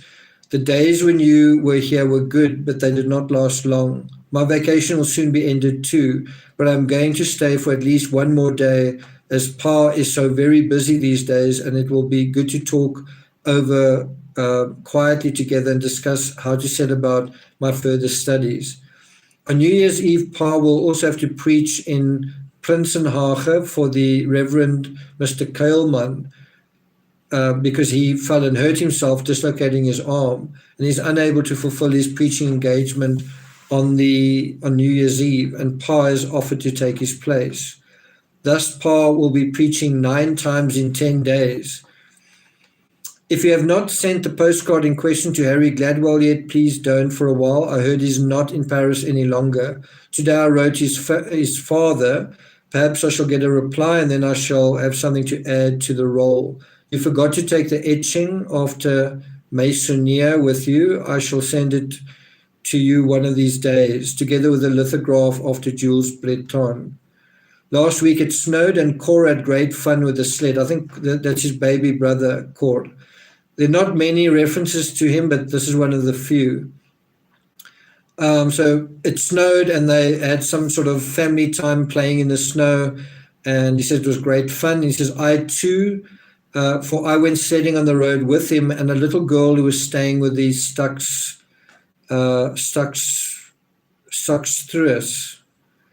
Today, father, mother, Cora and I went for a lovely walk. I wish you could have been with us.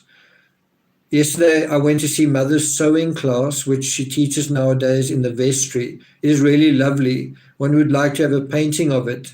Already quite a number of children go to it.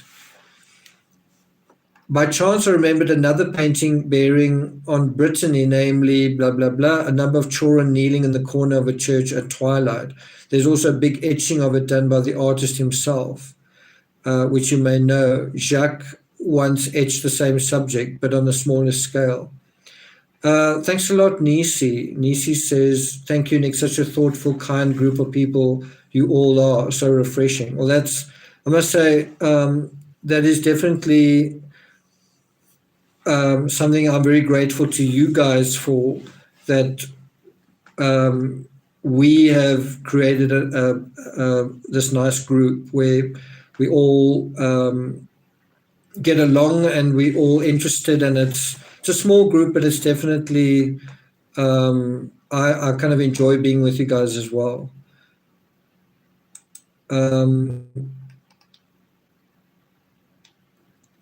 Then he says, today I made a list of everything I can remember concerning the French Revolution. It's quite something. Susan Becker, thanks a lot. Thank you. Today I made a list of everything I can remember concerning the French Revolution. Wow. To write on the back of the little map of France. Paddy says the feeling is so mutual, Nick and Nisi. Cool, thanks. I hope to extend the work gradually. For instance, I might write down the most important things about the Middle Ages and the period of the 80 Years' War. One must hold on to what one has seen or what one knows, for it can always come in handy. If you make similar lists yourself, please send them to me once in a while so we can compare notes. It is wise to do this with knowledge. Thanks, Karina. It's definitely getting quite late for you there in Austria, but I'm about to sign off. Almost 1 o'clock in the morning. It is wise to do this with knowledge. It is important to hold on to what one has and to make it as clear in one's mind as possible, especially when one is short of money. It helps to fill up the gaps in this and similar ways. Now, I want to make a note of this is I was in a situation where I didn't have much money, and I guess I am from a fairly well-to-do family, fairly wealthy family. And I think when you're in a situation where you either don't have money or you don't have access to money, within that sort of ambit of being limited in a certain way, you sort of feel like, well, it's almost like you're a horse, right? And you can do all the things a horse can do. You can run, you can jump, you're strong, but you are nevertheless in your paddock, right? And you have this sense that at some point the powers that be are going to open the gate to the paddock, and then you're going to be able to run free and do your thing. But for now, the paddock is closed, and you don't have the power to open the paddock because of something like being short of money. So the fence around this field where the horse is and the horse is you is this idea that you're limited because you don't have money. You're limited by it's almost like the outside world has formed a fence around you, right? And the problem with that thing is, in a weird way, you almost are relying on some exterior force or some outside force that's going to one day open this paddock. What if they don't? What if it doesn't open? And so within that psychology, you say, well, I'm in this paddock, I'm stuck. So what I'm going to do is I'm just going to get to know the inside really, really well. And I'm going to get to know it like the back of my mind, back of my hand. And I'm going to just make the most of it. I'm going to get to know every little bug and mole heap. And I'm just going to make the most of it, kind of thing. And what actually needs to happen is at some point you need to say, like boats weren't meant for harbors. I wasn't meant to be in this situation, right? Yvonne Phillips, thanks so much. So many wonderful thoughts here today. Lovely subject, narrator, and chat. Thanks. Appreciate that. And so isn't that what happened with Van Gogh? Is that he sort of felt like, okay, I couldn't make a success of this. I can't make a success of that. Now I'm going to study this. And although I've got to apply myself and it's a lot of work, well, that's my life for the foreseeable future. And so you get into that space and you say, I can't think about these other things. I can't afford these other things. And so that is how you get into your little fairy tale. And not all fairy tales are happy fairy tales. You can have a fairy tale of misery, right? You can have a delusion that is based on misery, but it's nevertheless one that you might choose, right? But a lot of fairy tales are based on something that is hopeful or optimistic. And so in terms of this analogy, it's the horse thinking at some point the gate's going to open and I'm going to be able to do my horse stuff, right? I can strut my horse stuff, but some exterior force has got to open that. Or I've got to reach this point of parity where I become a preacher and then I can do that, right? Do you get what I'm saying? But it's this idea that something has to happen outside of me in order for me to be allowed to be me. And that, I think, is a very dangerous thought. I think you've got to try and think about what is in my power, what decisions can I make, how can I get independence? And I've felt this very strongly my whole life, is that, and I don't have kids, but that the job of a parent is to teach their children to be independent. The job of a parent is to teach your child to kind of not need you. I don't mean you kind of kick them in the butt and, what's that saying?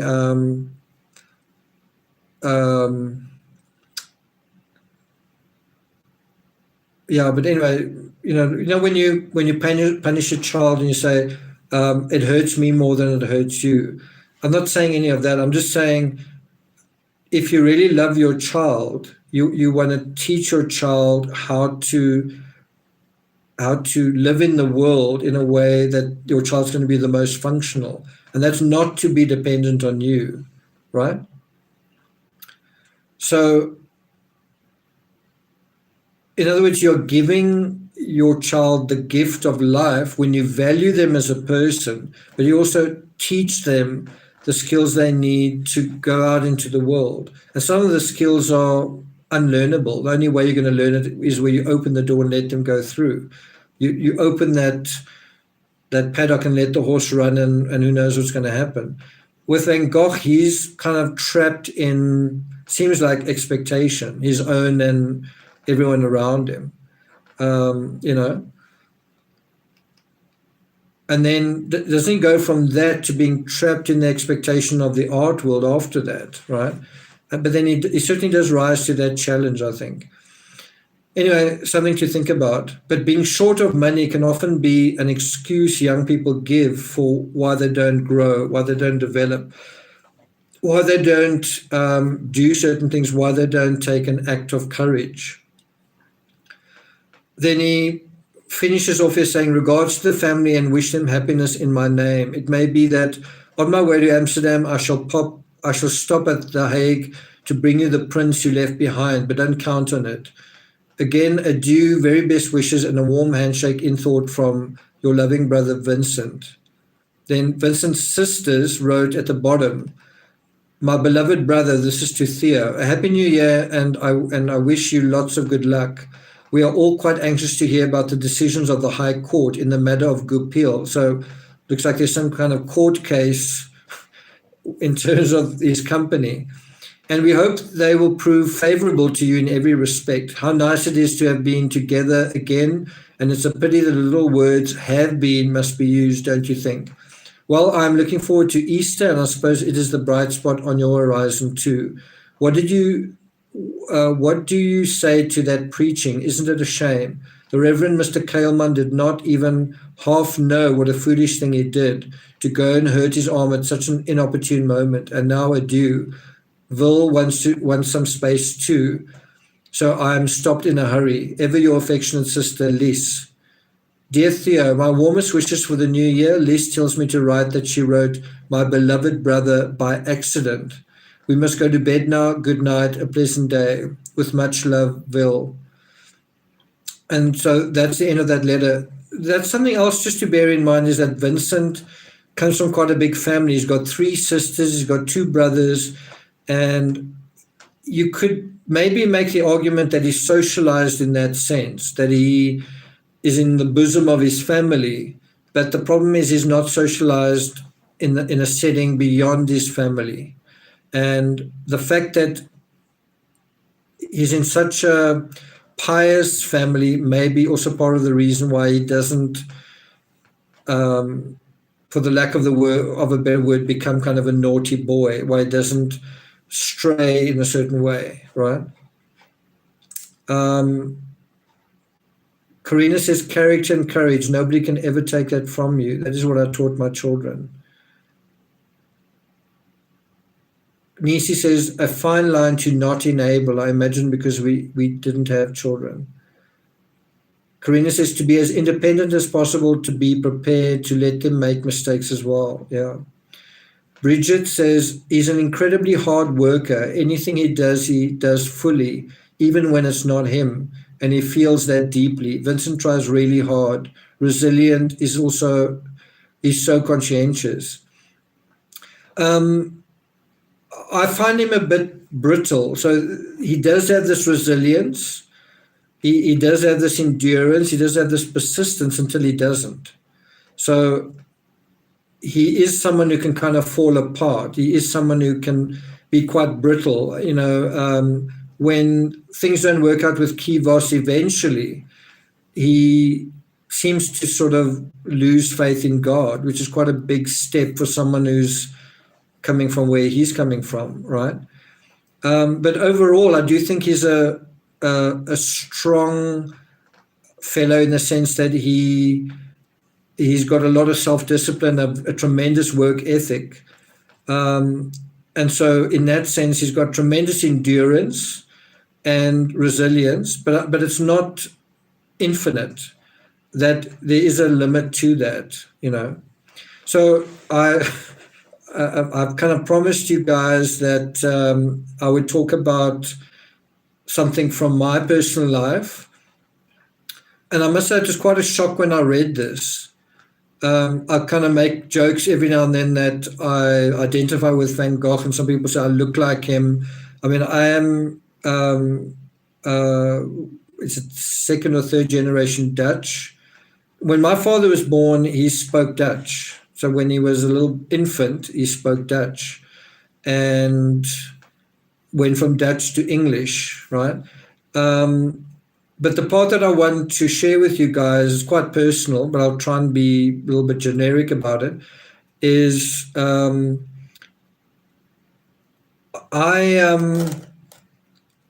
was sort of brought up in a way that's not very common, I think, today. I don't know whether the same is true of Vincent van Gogh, but I was sort of brought up that you shouldn't have lots of relationships and you shouldn't play the field or anything like that. You should wait until you find the right person, right? And then you meet that person and and then theoretically things work out. You should look for your soulmate, kind of thing. In other words, in the language that I think I was, what's the word? I don't know if I should say indoctrinated, but the language that I was brought up with was, there's a princess waiting out there for you. Thanks, Bridget, from Australia. And you must be a prince for her. You must deserve her, and somewhere out there's this really special person. And so there's certain things you shouldn't do. You can spoil yourself as a person. You can be an innocent, good person, and if you take the wrong road, like Pinocchio did, and you go to pleasure land and you come back with donkey ears, right? And so don't do that. You need to wait, and then you'll find this right person, and they'll find you, and it's sort of like destiny, right? And I actually kind of took that to heart, and I also thought that part of that thing, obviously part of it is the human part, where you are a unique vessel, and somewhere out there's someone who's like your soulmate who's also unique, but there's also this sort of divine destiny that God's going to bring you together, kind of thing. Not that you can just twiddle your thumbs and it'll just happen, but that was part of what I think I believed. And then I was in my early 20s, so I wasn't even a teenager when I thought that I'd actually met this person. And it was a pretty intense relationship, and it was a pretty profound relationship, as you can imagine. It's like the one, and unlike Van Gogh, it wasn't unrequited, and it wasn't one-sided, and it wasn't as short-lived as his, but it was a pretty intense experience, and there's quite a lot to it, but let me not kiss and tell. But the long story short is that when that relationship ended, it wasn't supposed to end, right? That's the point. The whole thing is you'd waited years, you'd what's the word? You'd turn down certain situations, right? And then now you're in this relationship, and it went on for a couple of years, and then when it ends, it's like, this wasn't supposed to happen. What's going on here? How can this end, right? And so I was literally in that place, and this is why I said it was quite a shock to read this, where when it did end, I was literally like, my God, why hast thou forsaken me? I was like literally trying to find comfort in what I knew. And I sort of turned to almost like if you imagine someone wheeling, and it's like, somebody help me or somebody save me, right? And I just found no comfort anywhere. No one could There was a particular person, I'm not going to say who it was, who offered me sort of 2 pills. I don't know if it was ecstasy or something. I didn't take that. There were people who tried to comfort me, but I was not. I kind of couldn't be comforted. And I was in my 20s, and I was literally crying and just this broken human being, right? And I had that sense of, my God, why have you forsaken me? And at that stage, my mother had already died, so I couldn't sort of go to my mother. And I sort of felt like even Jesus didn't like have a girlfriend. Jesus didn't get married. Jesus didn't have a girlfriend. And I sort of felt like, why does it feel like no one prepared me for this? I was prepared for, there's someone out there for you, but no one prepared me for, well, what if it doesn't work? No one prepared me for that. In other words, no one prepared me for the nightmare. They prepared me for the fairy tale. And so, in a very real sense, I also felt this tremendous void, this tremendous. I felt like I was in a hole. I felt like I was at rock bottom. And I remember as the time moved then very, very slowly, it felt like I was stuck in, like, time just refused to move. And I really wanted time to move on so that I could move on. But time wouldn't move on. But when time did move on a little bit, a couple of weeks passed and eventually a couple of months, I remember thinking that I will never be sort of, how can I put it? I will never be as afraid as I've been, or going forward, nothing could ever be worse than this. And so, I've been through the worst that life can offer. And so nothing can ever be worse than this. And so I've survived, if I can put it that way. So I really did go through this time of unraveling, and it felt like absolute devastation. But then to have survived that, it was like, and that is part of the theme of this book, by the way.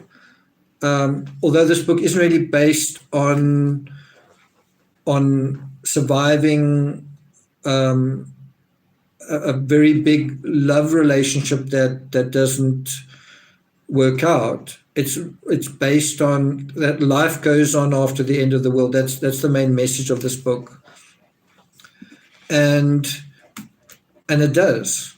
But there's some people who just never sort of reach that point. Life doesn't go on. Their world ends.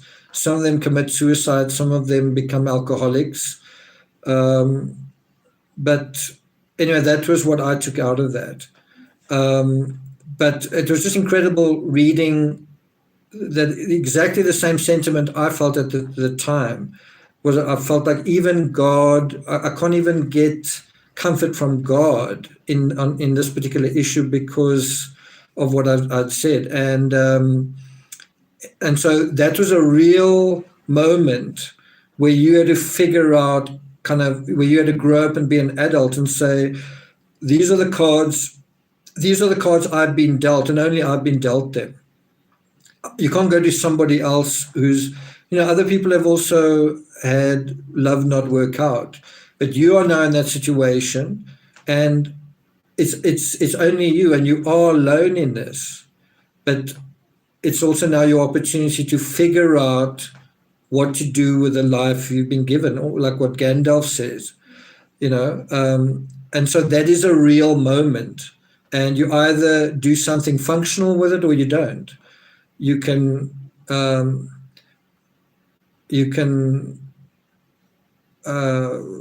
be undone, or even temporarily undone, or you can take that as a moment where you realize this is reality, and I've been a fool, or I didn't see this coming, and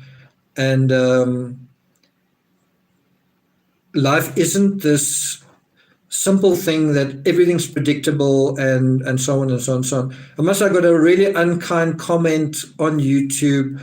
I think I was talking about something like this, and a friend that I knew said, this is all going to end in tears. And then this person said, wow, you don't know anything about true crime because you made a mistake in love. And I thought, wow, am I the only person in the history of the world that loved someone and it didn't work out and you were surprised by something? And so that then invalidates everything else you know. I thought that was incredibly cruel. But and I thought, wow, so that's the reward you get for sharing this sort of personal thing. But anyway, the point being that life does go on after the end of the world, and in a way, that is Vincent van Gogh's story, is that he has a series of absolute catastrophes, far worse than what I went through. I mean, he has these loves that don't work out. He has these careers that don't work out. He has these terrible things that happen to him. He loses his ear, whether he cuts it off or someone cuts it off. He gets thrown out of all. Like he literally gets kicked out of this little village because the people there feel like he's a disgrace, right? And then he goes into an asylum. But I'm just saying his world ends quite a few different times. Sometimes it's because of love. Sometimes it's because of, pursuing an idea of himself, like a pastor, and that doesn't work out. And that's devastating because of how long it takes. And, did I waste time? Have I wasted my life doing this? Ultimately becoming, in the eyes of his own family, a failure, right? And how painful that is. But then life goes on after the end of the world, and he then comes back. He comes out of the asylum to re-engage in life and to, and so that whole thing of the season, summer, autumn, winter, summer, autumn, winter, spring, summer, that is a great parable for us, is that things change, seasons change. You have your summer of your life, and then you have other periods. And beware, if it's summer, winter's coming. If it's winter, don't be too worried. Summer's on its way. The one thing you can count on is change. And so in that sense, I think Van Gogh's story is tremendously meaningful to us because we can take heart in that somebody really struggled, and we don't have to make the same mistakes. And also that out of that struggle, some beautiful things do come forward, right? So I hope that's been.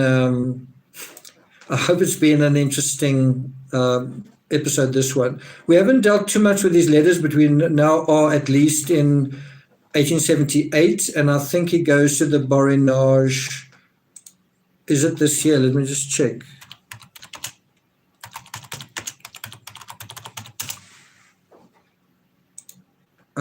He goes to the Borinage by 7 months from this point. So that's July-ish, just before August, he goes to the coal mine. So we've got about 7 more months to get through, but then we are really in a really grim, bleak part of his life. And of course, on the other side of that, on the other side of the Borinage, on the other side of this darkness and this bleakness, is the light of love that ultimately gets extinguished as well. So we're heading for some pretty hectic stuff in Vincent van Gogh's story. Okay, so we've just passed the 2-hour mark. I'm going to sign off. Thanks very much for all of your super chats and comments here. And Karina says, we have a good word for that in my language. Volbremsing, not schadenfreude.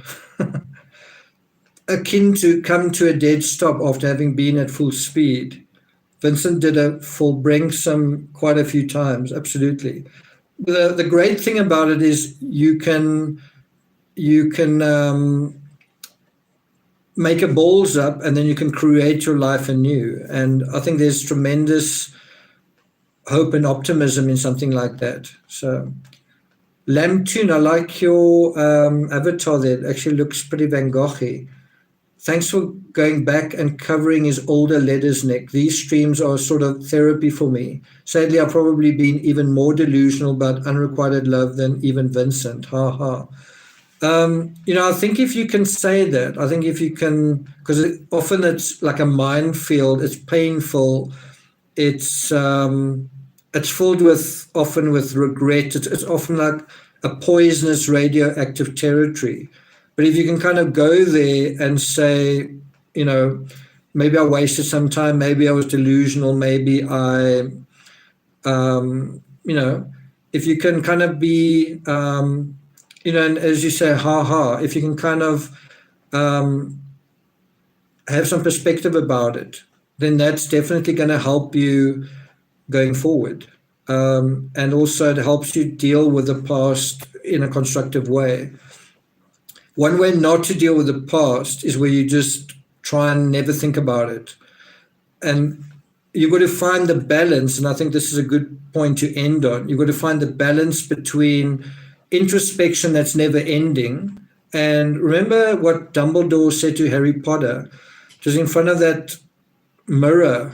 Can't remember what it was exactly called, but it was a mirror that shows you what means the most to you, or what shows you what you love. And he said something like, let me see if I can find the quote. You guys know what I'm talking about?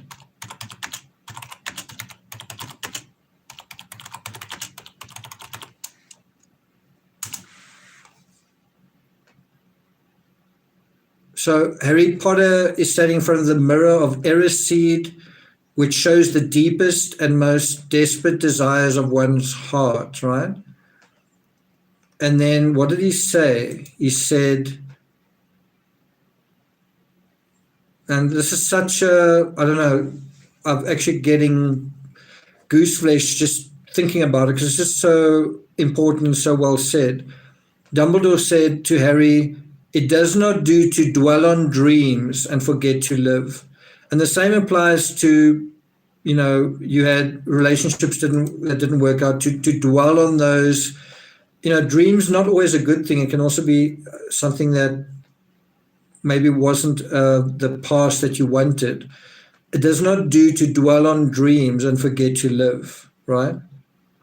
I'm just going to put that in the chat just because it's so well said. And I think he said, men have stood in front of this mirror and almost like turned to dust, to the extent that they were seeing what they wanted and not living. And we must be careful not to do that. So you've got to find the point between introspection and I guess delusion that is functional. And I call that point reality or authenticity. So introspection, although it is important, to know yourself, knowing yourself brings you to a particular reality about yourself. Although that's important, you've got to stop doing it at a certain point. Otherwise, that takes you even further away from reality. Delusion, often you don't know, if you're deluded, how do you know you are? Well, you only know when you're faced with a void, where something shocking happens that you didn't expect. But when you come to reality, often that's the place we try our best to avoid and get away from. Reality is this terrible thing that, you've realized that I'm alone and she doesn't love me or whatever. And you want to quickly as possible get comfort from that reality and escape it. But reality is actually the best place, because delusions aren't real and introspection isn't taking you anywhere that's worthwhile.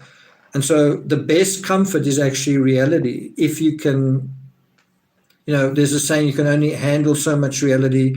Well, that's really the secret. How much reality can you handle? Well, you've got to find that. You've got to find that amount that is the right amount for you. I think that's enough profundity for one night, for one day. I've got to let Karina go because it's past 1 o'clock in the morning in Austria and she must get some sleep. Karina says, reality, authenticity, absolutely. Which is why I think I found the Johnny Depp case so hard to bear and to have anything useful to say about, because the whole thing is inauthentic. The whole circus is inauthentic. It's two actors, two celebrities, and their circus. And it's hard to be real about that because the whole thing is so unreal. Anyway, again, thanks guys for joining me, and I'll probably be back on Sunday where we'll go into the next phase of this. But I think you'll agree with me, it was important to start this off with where all of this ends up with KEE VOS and why we must not make the same mistakes Van Gogh made. Okay, Nisi, I hope Stephanie enjoyed her dinner. But Nisi, thanks for being here. Doing what I do best, act. Bridget, I'm a dreamer. That's one thing my mother told me. She says, you're a dreamer. And I said, no, Mom, I'm not. And she said, no, you are. Anyway, Karina says, I hug all of you and you as well, Nick. Thanks a lot. This was just very, very fine. That's good to hear. Okay, cool. To those of you who are not members, consider becoming a member. Otherwise, I'll see you guys next time. Fortunately, that the power stayed on for this. We'll see what happens next time. Margaret Sabinski, thanks so much. I'm reading Denial of Death because of you. That's good to hear. Yeah, I think a very good writer on the subject of reality, but more psychological reality, is Ernest Becker. And he's really helped me interrogate my reality. So, yeah. Okay, guys, thanks very much. Take care. I'll see you guys next time.